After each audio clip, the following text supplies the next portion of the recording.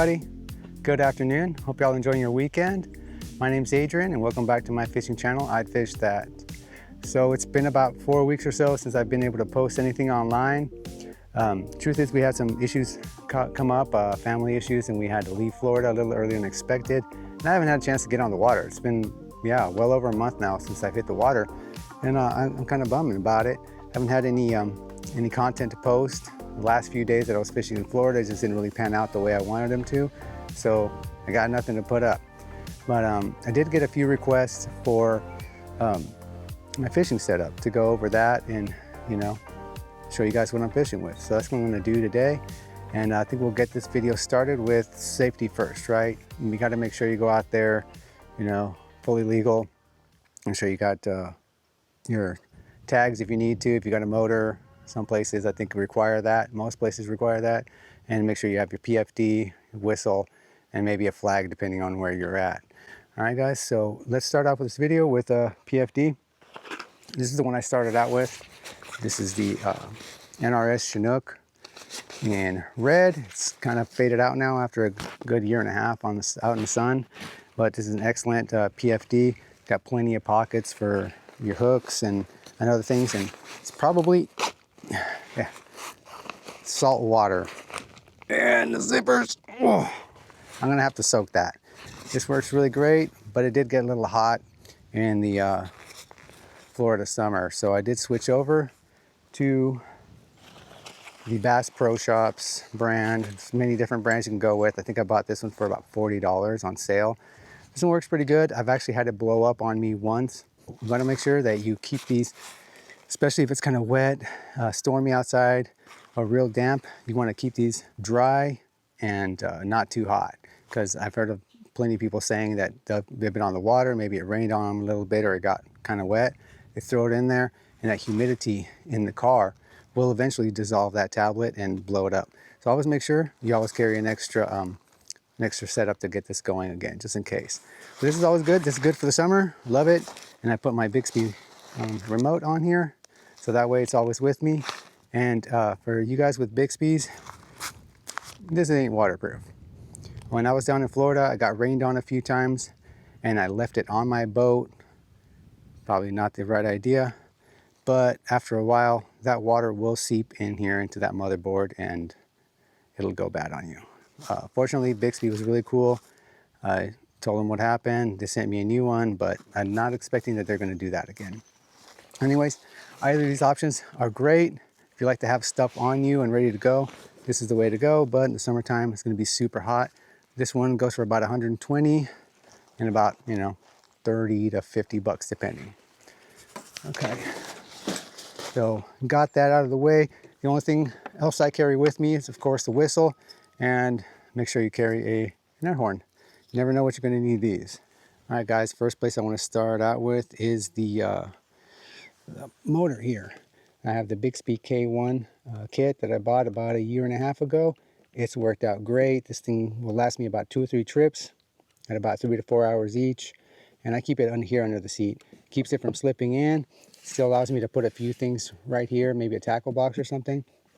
And it keeps the weight kind of right here in the center underneath me, where I kind of want to keep most of the weight and you don't overload the back, the back tank well area. And I have the cord here. I did have to buy an extension from Bixby to make it reach that far. And if you've got like a 120 PDL, you're definitely going to need that cord. Otherwise, you're going to have to keep it back here. And not that it's bad, it just, for me, it's not ideal. I have to keep it out of the sun, out of the elements.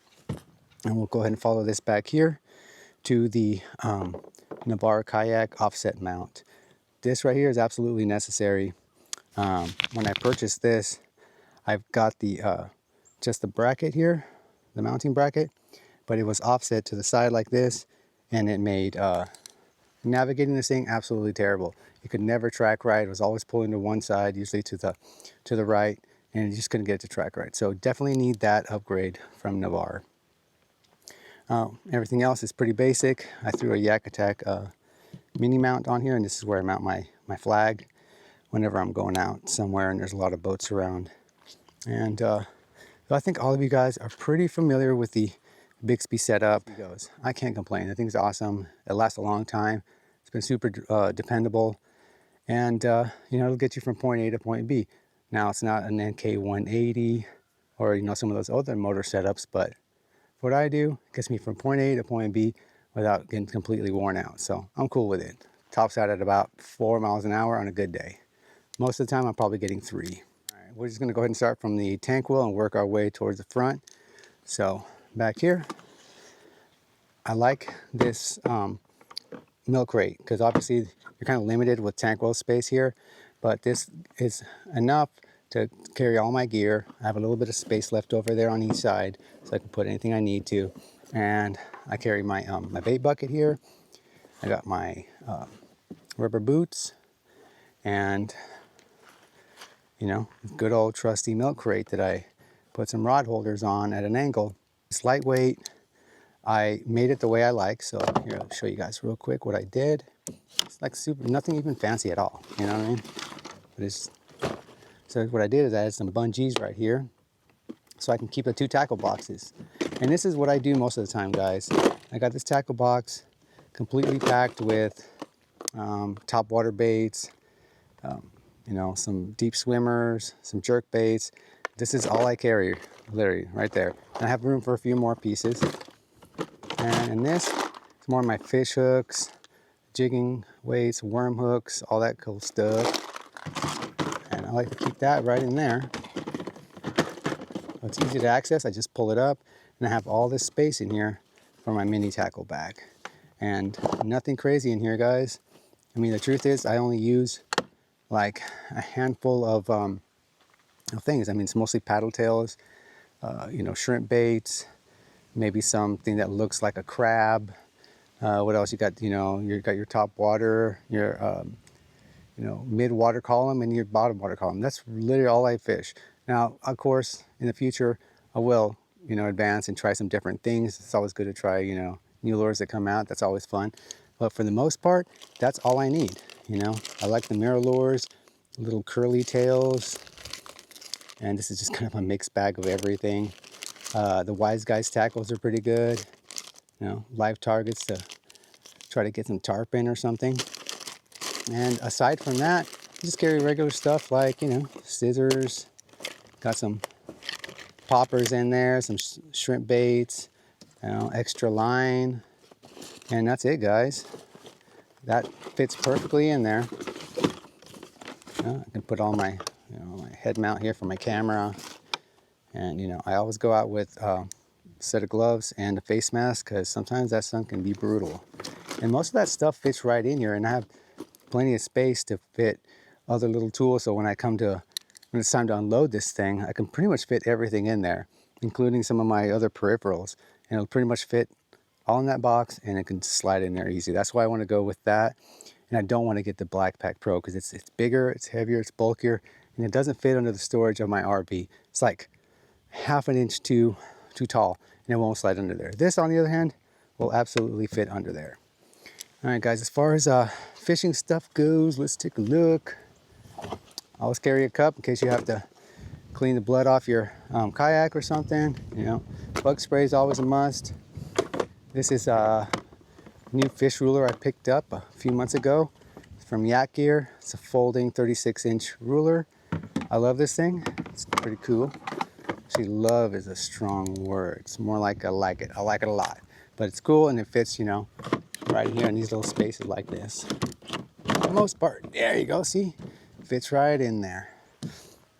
Okay, let's move on.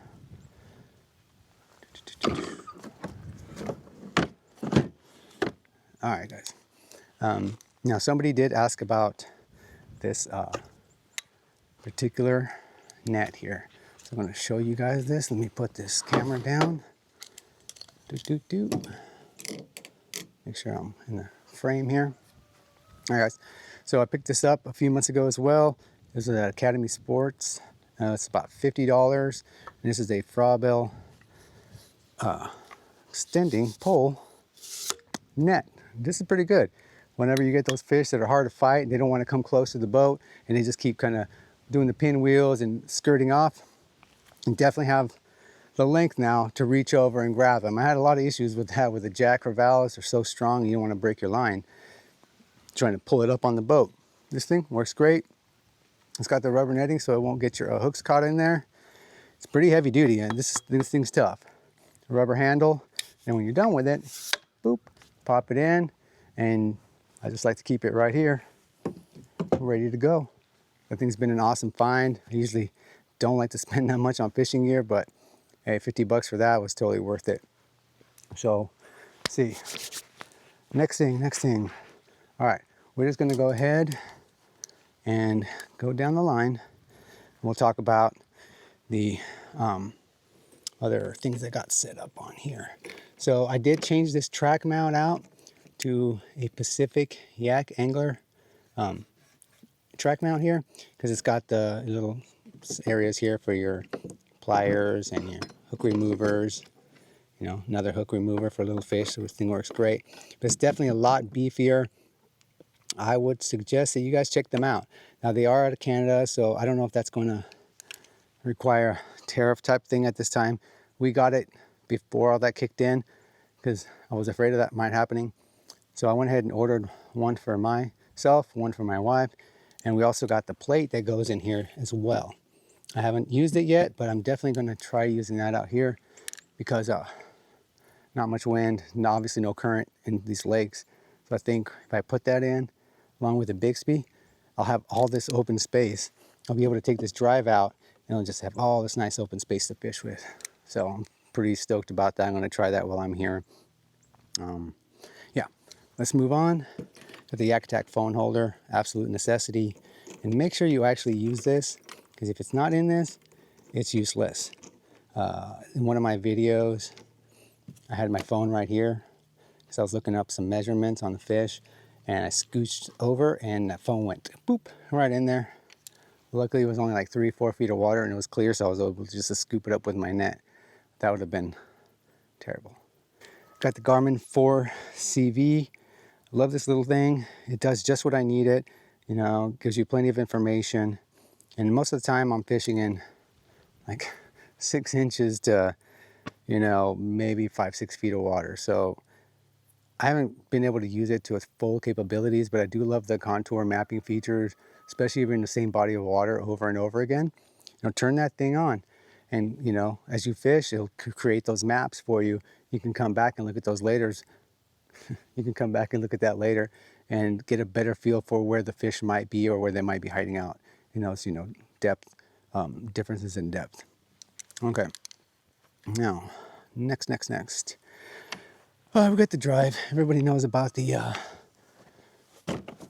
Old Town Drive. I'm not going to go over Old Town features. There's been enough videos about that, but I did buy this Navarre Kayak rod holder / track mount here. Now, hopefully you guys can see a good picture of it there. Now, this thing is pretty cool. I like it. I just haven't been using it as much as I thought I would be. I also bought one of these floating nuts. Screws and nuts, whatever you want to call it. I got an extra prop for that as well in the back in case anything happens. Let's, there you go. Yeah, you can see a little bit better. Look at that. You can stick your rod right here on each side, and you can mount a camera up here. Or I tried mounting the Garmin up here, but it was just way too much in my face. It was kind of getting in my way of casting and working the rod. Okay, I'm gonna start out here. Now I've been running the Guardian lights, Guardian Angel lights. I like these, even though I've had one that I have an LED that won't turn off, so I'm going to need to return that to them, see if they can get me a new one. Like these. Tip though, if you're going to do that, go ahead and spend the extra, it's like $80 to $100 for the remote control version. I totally should have done that to begin with. Because once you have them mounted, especially if you have a longer kayak, getting to the lights to turn them on and off can be a real pain. So I think it's, you know, worth the extra 80 bucks to do just that. Now I mounted my other Guardian Angel light. I put a screw up through here and screwed this on there. And actually it's about to fall off. See. So this is not a great setup. I will fix this later on to make it more sturdy. But I did that because if I had it mounted here, you really couldn't see it on the water. All right, guys. So this is a product that I resisted getting for so long because I just thought it kind of made me a wimp, and I was like, it looks kind of funny when you're on a kayak and you have an umbrella on. But my wife got one, and I tried it, and I was like, oh yeah, you definitely will need one of these. That is a Sunbrella brand umbrella. Now this particular one has kind of a funny shape to it, as you can see, but it has this clamp on here that you can use it like on a picnic chair, kayak chair. But you clamp it on here and it moves all kinds of different directions and, you know, different positions. So you can just kind of move this thing and rotate it around, and also tilts. So I'm sure you guys have seen it in some of my other videos. It can be problematic, especially when there's a lot of wind. But for those days when there's no wind and that sun is just killing you, this will make your life so much better. Like $35 Academy Sports, awesome, totally worth it. All right guys, I wanted to go over what I keep here in my front storage, the kayak. Now this front storage is significantly smaller than the 120 PDL, so you kind of have to, you know, work with limited space here. So what I did is I put in the charger here for my Garmin. Now, if you guys haven't seen this before, take a gander. This is interesting. So this is a converter for 20 volt to 12 volt for a DeWalt battery. Now they make these for Makitas and for some of the other brands as well. I bought it on Amazon for about $25. And all you do is you just slide your, you know, 2, 5, 6 amp battery, whatever it is, in here, and it converts it from the 20 volt to 12 volt, and that's what I run my Garmin off of. I took a chance on this because I saw it online, and I was like, oh, let me try it, you know. We'll see if it works. If it doesn't, I'll send it back, and that's what I've been using this entire time. It's awesome. Next thing on the list here is just your basic dry bag. I got a 10 liter here for rain clothes, extra set of clothes, towel, whatever you need. You always need one of these. Also a good idea to maybe make a first aid kit and throw it in here. You know, you never know when you're going to need that. And then the other thing I keep in there is my cast net. This is just a 5-foot cast net. Nothing fancy here. Keep it in this nice little bait bucket. Stows away nicely. And it's just small enough to fit in there. I can fit all that in there and my umbrella, get it out, keep it out of the way, and still have a little bit of room, you know? It's not bad. Depending on how you use your stuff. Okay, guys. So let's move on over to the other side. We've got our Yak Attack Omni rod holder, I think it's called. This thing works pretty good. It's a little bit bulky for me. I really wish that Old Town had taken this away. This cup holder is problematic. Most of my stuff just flops around. It doesn't really hold anything. I wish they had not done this and put another front-facing rod holder, because I'm right-handed and I would love to have one here. Then I wouldn't have to have this, because the only reason I use this for is when I'm landing fish and I need my rod to, I need it to hold my rod, because I always land my fish pretty much on the left side. Now, I didn't change this track out yet, but I probably will do that in the future. What I did do is I bought this paddle holder from Amazon. I think it was about $15. So the plan was to use this paddle holder as a holder for my shallow water anchor. I have an 8-foot one here. Unfortunately, this doesn't really click it in. It's not tight enough, not narrow enough to actually hold it, and it just kind of kept wobbling. And I also noticed that because the shape of the kayak, you know, curves in on each end, when you actually put this rod out here, what ends up happening is you get something like this, where it's sticking way out here and sticking way out there, and it's already hard enough going into the mangroves and all those tight areas.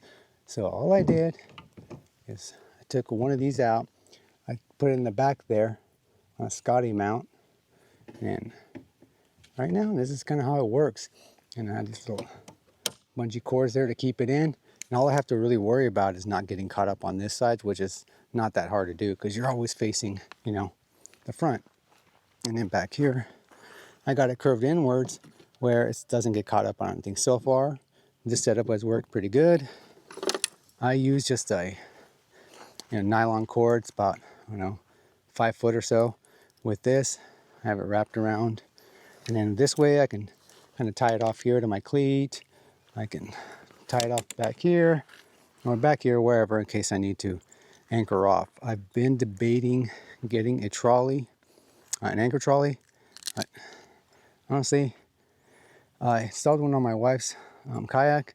It just seems more problematic than it works, It just seems to be more problem than anything. So I prefer this, easy, simple, and I don't have to drill anything into my boat.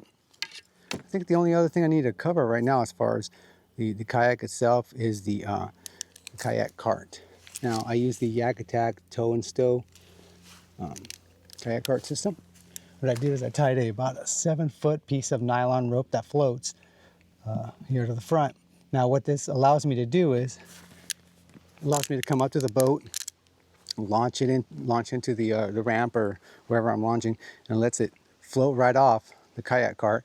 Of course, I hold onto another rope with the kayak, and as it floats off, I pull the cart up, and I don't really have to get wet, and I can just pull the boat back up. So far, it's worked pretty good. I'm pretty stoked about that. It definitely beats purchasing a whole kayak cart, a trailer system. Although that might be in the works, because these things are heavy. I think mine is right at about 150 pounds total weight, the way I have it. And it could definitely be heavier than that for sure. All right, guys, so last thing we're going to go over is my fishing rod setup. And this is my oldest reel so far. It's Penn Battle 4000. This actually came with as a part of a travel set that my wife got me a few years ago. But I stepped on the tip of the rod and messed that up, and I didn't want to buy another 3-piece, so I went ahead and mated it to a Stellar Light medium heavy 7-foot rod. And I mean, this is a workhorse. It's noisy, it sounds like it's gonna fall apart sometimes, but so far I've caught some big fish on this. And this is the one rod I also use mostly for hard baits, for like top water, mid-water column, or deep runners. This is my go-to rod, because I know that there's a possibility I could catch a big fish, and this Penn 4000 usually has enough power to bring it in. Right. My next rod, and probably the second oldest that I've had, is this Penn Pursuit 4. Bought this a few years back at a tackle shop there in Florida. Guy recommended this. This is a 3000 setup with a 7-foot medium rod, so it's got a lot more give to it on this one. I've got a lot of stuff on this thing. It's amazing what I've been able to bring in. Big Jack Crevalle, big red drums. This reel kicks ass. I haven't even serviced this thing. That's how dependable this thing has been. Now, I would definitely like a stiffer rod, but at this point, why even bother?